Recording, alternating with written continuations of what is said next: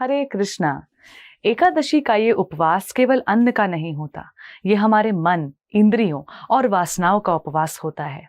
इस दिन यदि कोई भक्त तन, मन और वचन से श्री भगवान का स्मरण करता है तो उसे वो फल प्राप्त होता है जो हजारों यज्ञों से भी दुर्लभ है।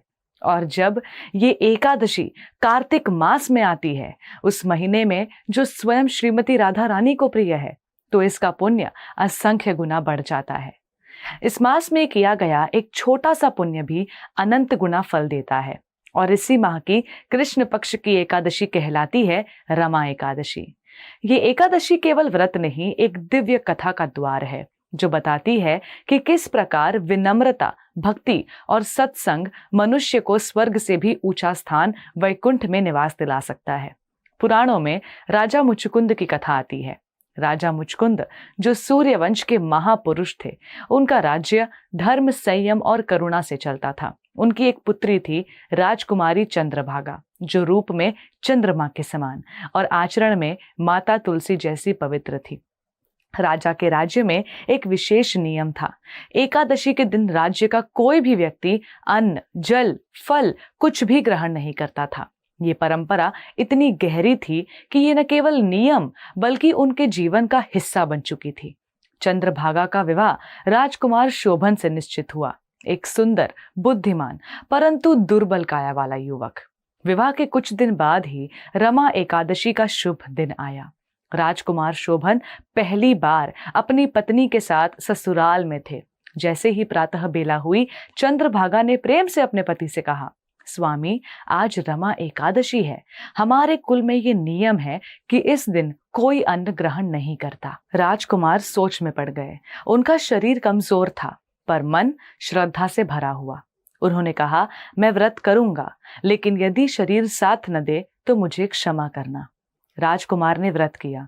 दिन बीता, रात आई और शरीर धीरे धीरे शिथिल होने लगा। व्रत की अग्नि शरीर के प्राणों को जला रही थी और जैसे ही रात समाप्त होने को आई, राजकुमार शोभन ने अपने प्राण त्याग दिए। पूरे महल में शोक छा गया। चंद्रभागा का हृदय रो उठा, पर उसने अपने धर्म को नहीं छोड़ा। उसने अपने व्रत को, अपनी निष्ठा को और अपने प्रेम को भगवान के चरणों में समर्पित कर दिया। लेकिन कथा यहाँ समाप्त नहीं होती। व्रत के पुण्य से और केवल एक रमा एकादशी के संकल्प से शोभन को मंदराचल पर्वत पर एक दिव्य राज्य प्राप्त हुआ, जिसमें स्वर्ण महल, आकाशीय रथ और कई दासियां उनकी सेवा में लगी थी। वो स्थान स्वर्ग से भी अधिक दिव्य था। एक दिन राजऋषि मंडप मंदराचल की यात्रा पर गए और उन्होंने वहां शोभन को देखा। चकित होकर उन्होंने शोभन से पूछा, हे राजकुमार, आपने ये वैभव कैसे प्राप्त किया? शोभन ने कहा, मैंने केवल एक बार रमा एकादशी का व्रत किया था। भले ही शरीर ने मेरा साथ नहीं दिया हो, पर मन से मैंने व्रत पूरा किया। बस उसी पुण्य से मुझे ये राज्य मिला। मंडप ऋषि लौटे और ये कथा चंद्रभागा को सुनाई। चंद्रभागा की आंखों में आंसू भर आए। उसने कहा, अब मैं भी उसी धाम में जाना चाहती हूँ। उसने अपने पुण्य का संकल्प किया और तपस्या के माध्यम से मंदराचल पर्वत पहुंच गई।